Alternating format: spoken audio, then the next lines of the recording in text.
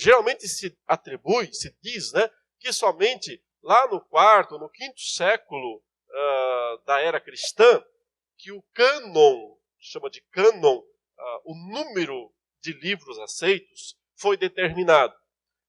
De certa forma, isso é verdade. Somente lá no quinto século, a igreja se reúne formalmente e diz, olha, são esses aqui os livros que nós reconhecemos como inspirados e canônicos nesse sentido. Mas ela teve que fazer isso justamente porque outros livros começaram a tentar ser empurrados para dentro do cânon. Então foi necessário que a igreja se reunisse em algum momento e se pronunciasse.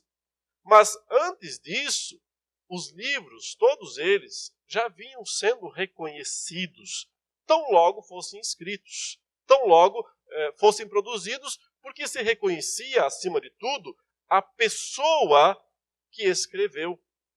Essa pessoa que escreveu precisava ser, no caso do Antigo Testamento, um profeta enviado por Deus. E no caso do Novo Testamento, o critério é muito semelhante. A pessoa que o escreveu precisava ser um apóstolo de Jesus Cristo. Nem sempre é verdade, o profeta foi aquele que escreveu o livro.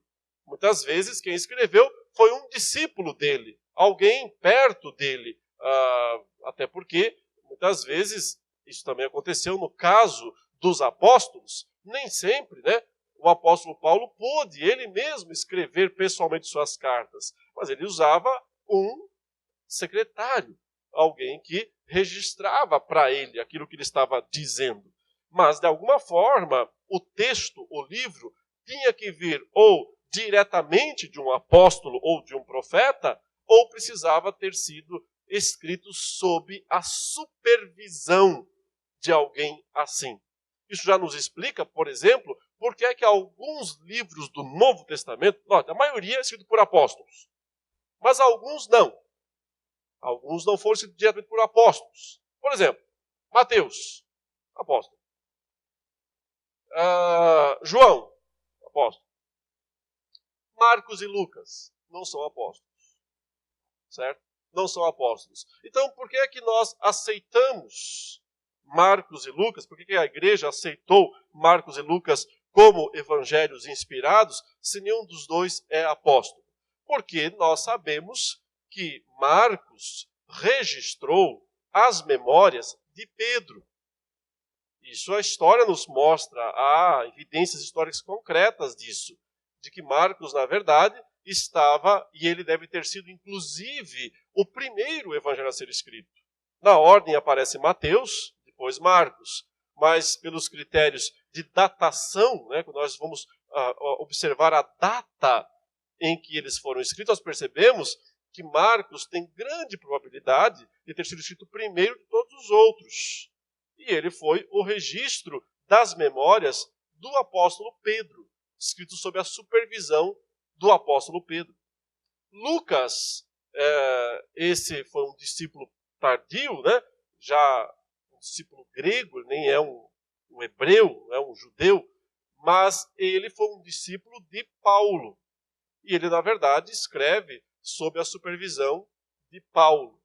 O único livro que fica alguma dúvida nesse sentido é o livro de Hebreus.